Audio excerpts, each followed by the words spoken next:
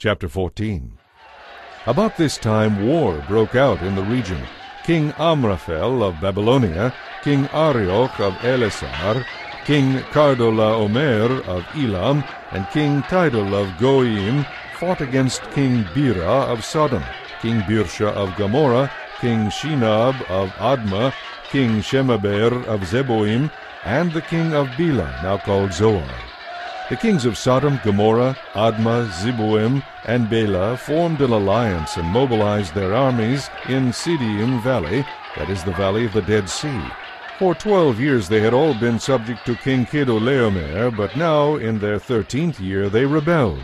1 year later, Chedorlaomer and his allies arrived. They conquered the Rephaites in Ashtaroth Karnaim, the Zuzites in Ham, the Emites in the plain of Kiriathaim, and the Horites in Mount Seir, as far as El Paran at the edge of the wilderness.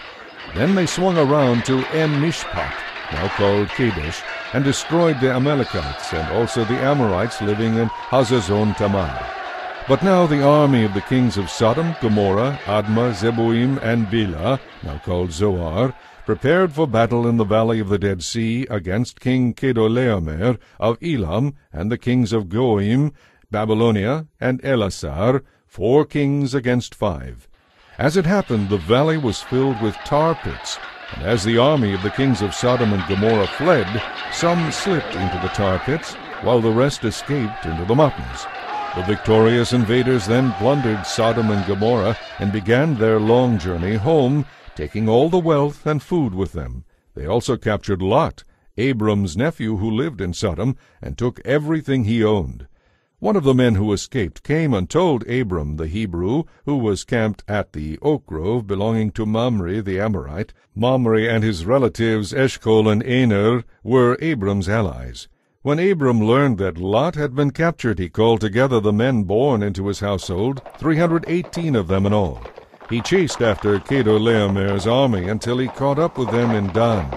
There he divided his men and attacked during the night from several directions. Chedorlaomer's army fled, but Abram chased them to Hobah, north of Damascus. Abram and his allies recovered everything, the goods that had been taken, Abram's nephew Lot with his possessions, and all the women and other captives. As Abram returned from his victory over Chedorlaomer and his allies, the king of Sodom came out to meet him in the valley of Shaveh, that is, the king's valley. Then Melchizedek, the king of Salem, and a priest of God Most High, brought him bread and wine. Melchizedek blessed Abram with this blessing. Blessed be Abram by God Most High, creator of heaven and earth, and blessed be God Most High, who has helped you conquer your enemies. Then Abram gave Melchizedek 1/10 of all the goods he had recovered. The king of Sodom told him, "Give back my people who were captured, but you may keep for yourself all the goods you have recovered." Abram replied, I have solemnly promised the Lord God Most High, creator of heaven and earth, that I will not take so much as a single thread or sandal thong from you.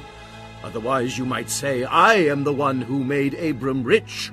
All I'll accept is what these young men of mine have already eaten, but give a share of the goods to my allies.